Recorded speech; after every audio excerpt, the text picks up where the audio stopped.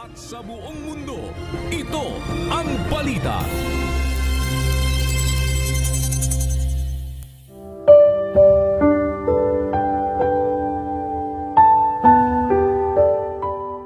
Ito ang araw na ginawa ng Panginoon. Tayo'y mga gaganap at ating katutuan. Awit 118:24.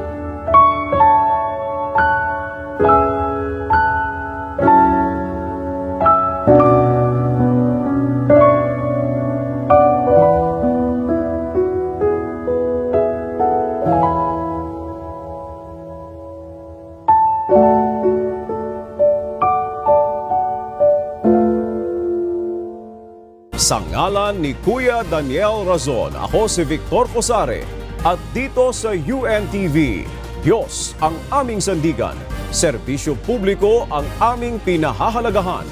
Magandang tanghali.